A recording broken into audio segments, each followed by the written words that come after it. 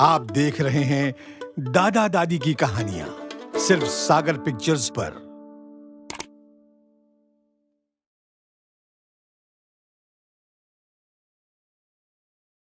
दादा दादी की कहानियां, दादा दादी की कहानियां सदियों याद रही, भूला नहीं कोई बचपन ने सुनी।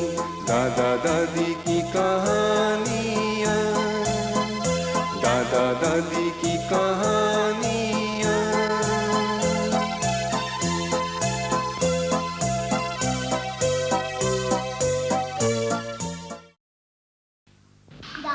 दादाजी कहानी सुनाओ ना। सुनाता हूँ बेटा, दो का शुक्र का पीनों पे सुनाता हूँ। दादाजी जल्दी कहानी बोले ना, वरना मेरी गाड़ी सो जाएगी। अरे नींद तुझे आई है, सुनाता हूँ बेटा, फूक मार जल्दी। अरे दादी मैं दादाजी कहानी नहीं बोल रहे, आप तो बोले ना, वरना मेरी गाड़ी सो जाएगी।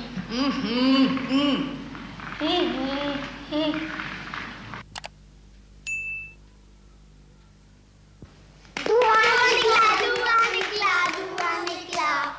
अब तो कहानी बोलो दादाजी। चलो बैठो। बच्चों की दादी माँ तुम भी सुन रही हो ना?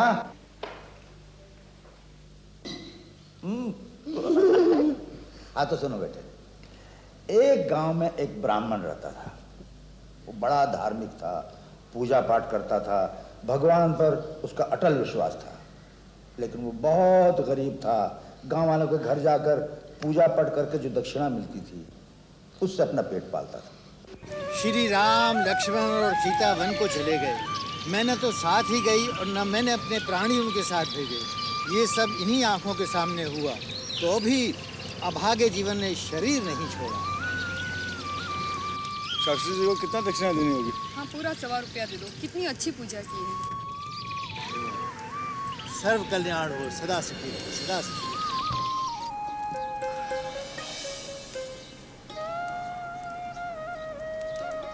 शास्त्री काका, कहाँ हो तुम?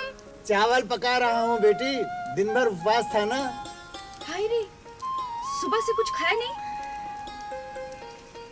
ये लो आम, झाड़ पर पक गए थे, सोचा थोड़े तुम्हारे लिए लेती जाऊं। आहा, बहुत अच्छे आम है। हाँ, वो तो है, लेकिन मैं कह देती हूँ, ये तुम ही खाना, किसी को उठाकर दे मत देना। तुम्हारी ये बहुत बुरी आदत है, जो भी अच्छी चीज होती सबको बांट देते हो। नहीं बेटी, ऐसी कोई बात नहीं है। लो, तुम्हारे चावल बन गए। ओह, हाथ जला लिया ना। देखो, तुम अब हाथ जलाकर खाना मत बनाया करो। कल दोपहर का खाना हमारे घर पे खाने आ जाओ। नहीं बेटी, कल 5 गांव दूर जमींदार जी के यहाँ ब्राह्मण भोज का निमंत्रण है। तो ठीक है, मैं चलती हूँ। अच्छा। उसी गांव में एक महाजन रहता था। बड़ा नीच और कमीना था। गरीब किसानों से सूद पर सूद लेकर पैसा जमा करता था। आने बाई तक छोड़ता नहीं था।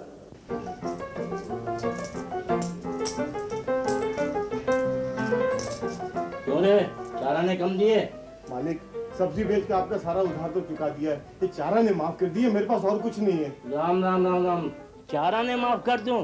तू कहे तो गौ हत्या कर दूं, मगर चारा ने माफ नहीं करूंगा, क्योंकि ये मेरे ब्याज के पैसे हैं। धंधे में माँ पाप है। अच्छा मालिक। अरे ये कहाँ जाता है? ये चारा ने कहाँ से आए? मालिक, झोपड़ी पे घास नहीं है, बरसात में डालने के लिए चारा ने रखे थे। ये मुझे माफ कर दे तो बड़ी कृपा होगी। बरसात को काफी देर है, घास बाद में खरीदना। हाँ, ये मेरे ब्याज के पैसे हैं। चला जा से। अच्छा मालिक। हाँ। जय राम जी की शास्त्री काका। सर्वकामना सिद्ध महाजन। कहाँ जा रहे हैं? वो 5 गांव दूर गोविंदपुर जमींदार जी के यहाँ जा रहा हूँ। क्या करने? ब्राह्मण भोज का निमंत्रण है, जाना तो पड़ेगा ही। ब्राह्मण भोज? हाँ। भोजन खाने जा रहे। कंजूस महामक्खी जूस है।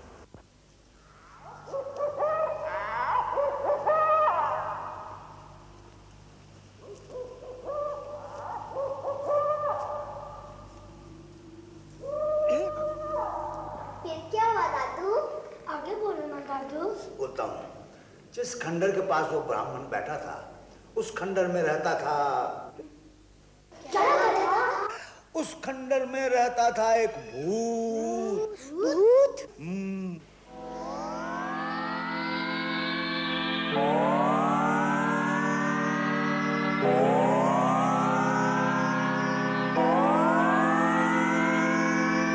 और उस भूत के पास एक घड़ा था जो सोने के सिक्के से भरा हुआ था।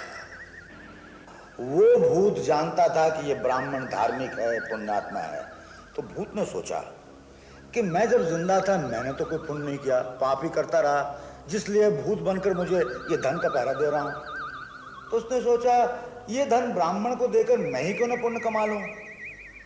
तो उसने कहा, ब्राह्मण, ओ ब्राह्मण, तुम दुखी हो, गरीब हो, लो ये धन ले लो।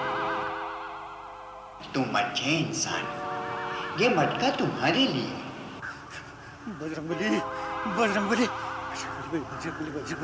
डरो नहीं ब्राह्मण, मैं तुम्हारा कोई अनिष्ट नहीं करूंगा।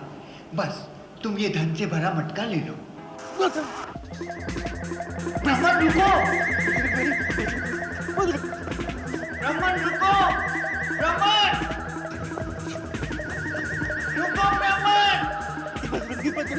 ब्राह्मण रुक जाओ,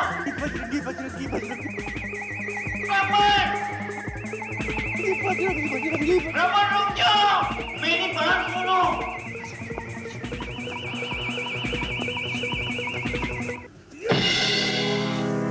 ब्राह्मण, ये मटका ले लो ब्राह्मण, मैं तुमसे विनती करता हूँ, मेरी आत्मा को शांति मिलेगी। लेकिन देखो ब्राह्मण, ये धन तो मेरे किसी काम का नहीं है। तुम अच्छे आदमी हो, तुम ये धन ले लोगे तो इसका सही उपयोग हो सकता है और फिर तुम्हारा दुख भी दूर हो जाएगा। ले लो।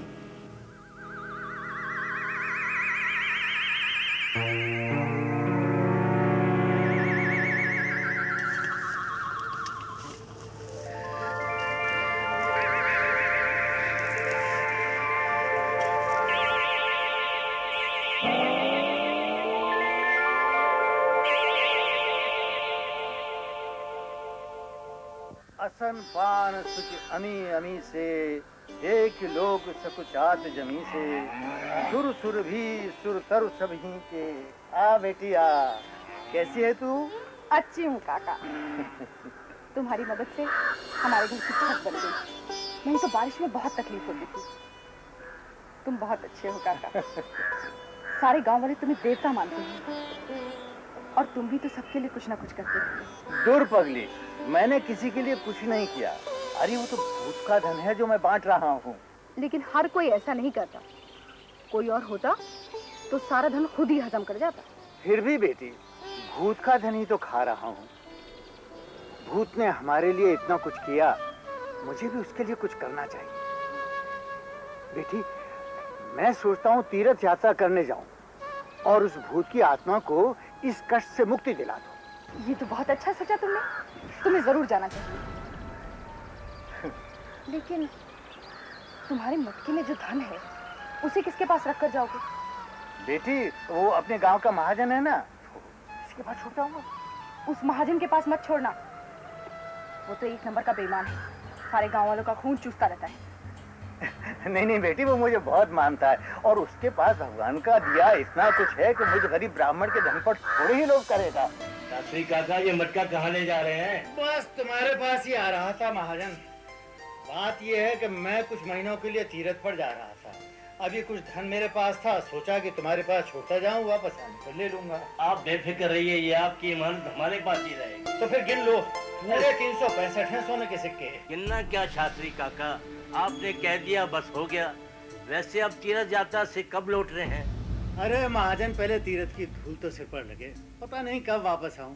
बस इच्छा यही है कि जब वापस आऊं तो आप सब लोग राजी खुशी मिलें। शास्त्री काका, इस पापी को भी तो आशीर्वाद देते जाइए। सर्व मंगल हो महाजन, तुम्हारी मनोकामना पूरी हो। मेरी भी मनोकामना पूरी हो। फिर एक शुभ दिन देखकर वो ब्राह्मण तीर्थ यात्रा पर निकल पड़ा। फिर क्या हुआ दादाजी? उसके बाद वो एक तीर्थ स्थान से दूसरे तीर्थ स्थान पर भ्रमण करने लगा। हरिद्वार, फरुखाबाद, नहीं फरुखाबाद तीर्थ स्थान नहीं है, हरिद्वार से बनारस, बनारस से गया गया। कहाँ गया? गया गया। कहाँ गया?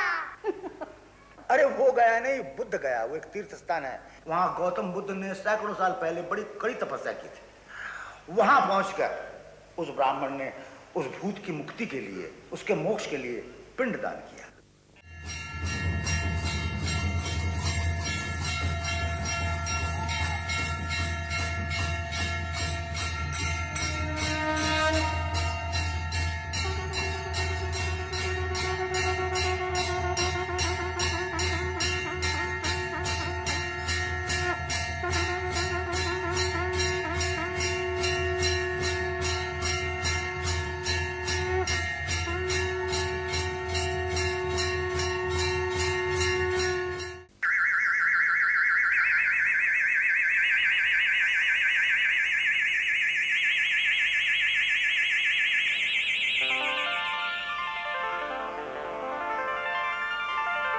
ब्रह्मन, तुमने मेरा उद्धार कर दिया।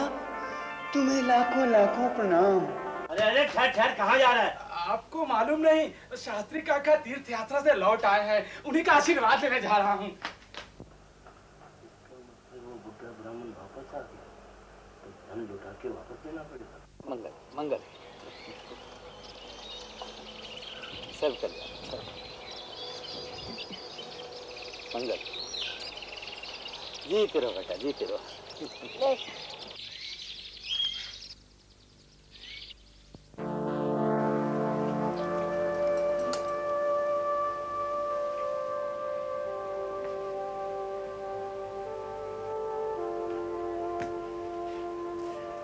महाजन, देखो मैं तीर्थ यात्रा से आ गया, तुम्हारे लिए प्रसाद लाया हूँ, आशीर्वाद देने आया हूँ।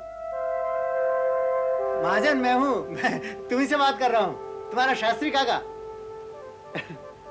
अरे महाजन तुम क्या सुन नहीं रहे? मैं तुम्हारा शास्त्री काका हूँ, शास्त्री काका। कौन हो तुम? क्या बकते हो? महाजन, ये तुम क्या कह रहे हो? तुम्हें याद नहीं, तीर्थ पे जाने से पहले मैं अपने सिक्कों का मटका तुम्हारे पास छोड़ गया था। तेरे धन का मटका? कैसा मटका? कौन सा मटका? पागल तो नहीं हो गया? अरे कोई है? जल्दी आओ, इसको बाहर निकालो, इस ब्राह्मण को बाहर निकालो।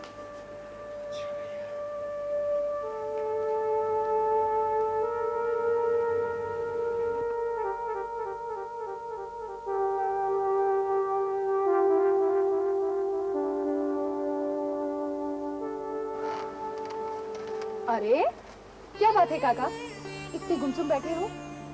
तबीयत तो ठीक है तुम्हारी? कुछ खाना भी नहीं बनाया? अरे बेटी, क्या पकाना और क्या खाना। क्यों, क्या हो गया? तुझे तो मालूम ही है, तीरथ जाने से पहले मैं अपने सिक्कों का मटका उस बनियों को दे गया था। हाँ हाँ, अच्छी तरह याद है मुझे। मैंने उससे मना भी किया था, लेकिन मैंने तेरी सुनी ही नहीं। पर क्या हो गया?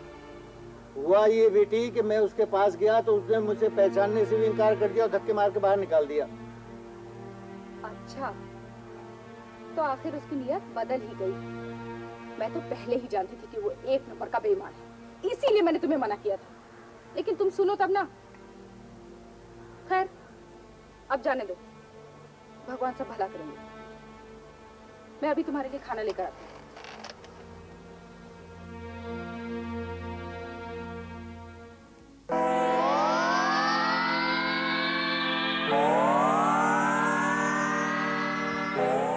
प्रणाम ब्राह्मण जी। मंगल हो बेटा। लेकिन मैंने तुम्हें पहचाना नहीं।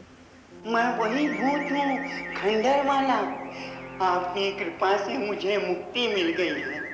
मैंने आपकी सारी बातें सुन ली हैं। आप जरा भी चिंता ना कीजिए। कल आप उसी खंडर के पास जाइए, वहाँ आपको फिर एक मटका मिलेगा। उसे लेकर आप उस महाजन के घर के सामने से निकलिए, उसी महाजन के घर के सामने से। हाँ।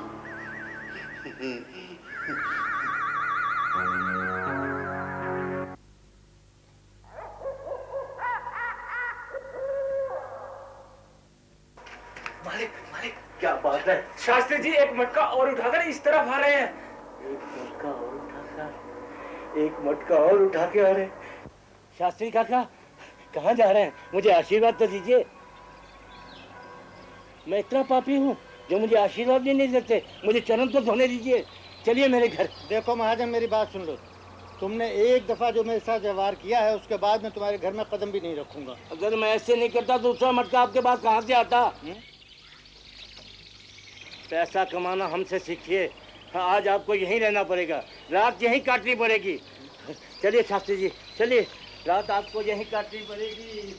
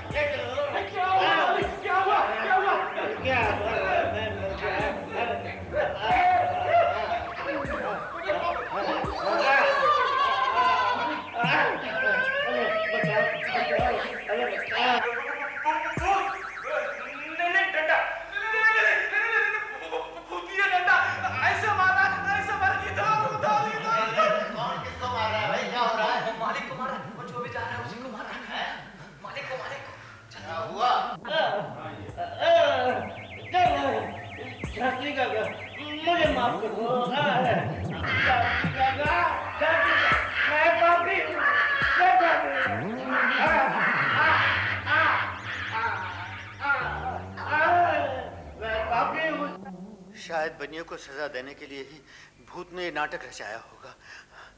बेचारा बनिया। शास्त्री काका मुझे बताओ, शास्त्री काका मुझे बताओ, शास्त्री काका, शास्त्री काका, अरे इसको मत छुओ, इसको अगर तेरा करेगा वरना मैं बेहोश हो जाऊंगा। शास्त्री काका, मैं पापी हूँ, मैंने एक बार पाप किया है, मैं फिर नहीं करूंगा। शास्त्री काका, मैं पिछला लोटा भी आपको वापस कर दूंगा। शास्त्री काका, मैं अपनी सारी तिजोरी का धन आपको दे दूंगा। मैंने बहुत बुरा किया है, पापी, मैं पापी हूँ। शास्त्री काका, मुझे माफ कर। शास्त्री काका, शास्त्री काका। फिर उस महाजन ने उस ब्राह्मण के पैर छुए और उसके धन का घड़ा उसे लौटा दिया और अपनी तिजोरी उसके सामने खोल दी कि जितना लेना ले लो। लेकिन उस ब्राह्मण ने अपने धन के सिवा कुछ नहीं दिया। उसके बाद वो महाजन बहुत अच्छा आदमी बन गया और उसके बाद कभी उसने किसी से बेईमानी नहीं की। छन्न पकैया छन्न में सातों रंग, जो पुण्य करे सो सब सुख भोगे, ये दुनिया का ढंग। इसका मतलब है जो जैसा करता उसे वैसा मिलता है। ये भी कोई बच्चों की कहानी सुनाने लायक है? न राजा न रानी न हाथी न घोड़ा न मंत्री न नाच रंग, बस भूत ब्राह्मण भूत। सुनो, अब राजा रहे कहाँ? नए मुल्क में बजता है अब नए किस्म का बाजा, और अब तो राजा गधा बन गया और गधा बन गया राजा। अच्छा, हमारी कहानी पसंद आई ना? तो कल दादी से एक अच्छी कहानी सुनो। हाँ बच्चों, कल मुझसे कहानी सुनना, और बच्चों के दादा आप भी हमसे कहानी सुनना। अरे अमृत सो गया क्या? अरे ओ अमृत, उठ बेटा। भूत भूत भूत का सपना देख रहा था। तो देखते रहें दादा दादी की कहानियां सिर्फ सागर पिक्चर्स पर। और हाँ, लेटेस्ट अपडेट्स के लिए बेल आइकॉन दबाना न भूलें।